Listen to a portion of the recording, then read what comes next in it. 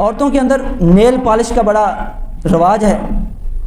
اگر ناخنوں کے اوپر نیل پالش لگائی ہوئی ہے، یا آج کل جیسے مہندی جو آ رہی ہے جس کی تہ بن جاتی ہے، ایک وہ مہندی ہوتی ہے جو جلد کے اندر سما جاتی ہے، لیکن ایک آج کل جیسے وہ سٹیکر سے بنے ہوتے ہیں اور اوپر لگا دیتے ہیں، وہ تہ ہے اور وہ پانی کو جلد تک نہیں پہنچنے دیتی.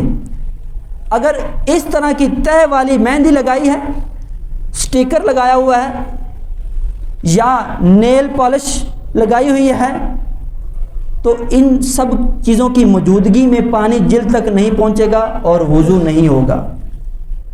یہاں پر ان افراد کو بھی ذرا غور کرنا چاہیے.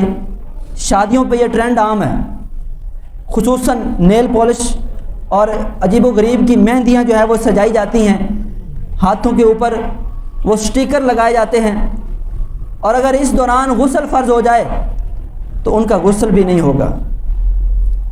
تو یہ سمجھائیں گھر والوں کو. ہاں، بناؤ سنگار کرنا یہ عورت کی فطرت میں ہے، لیکن آرٹیفیشل طریقے کے ساتھ کیا جا سکتا ہے. لیکن اگر اس طرح پرماننٹ کریں گے تو نہ تو بے وضو جب ہو جائیں گے تو اس سے پھر وضو بھی نہیں ہوگا، اور اگر غسل کرنا چاہیں گے تو غسل بھی نہیں ہوگا.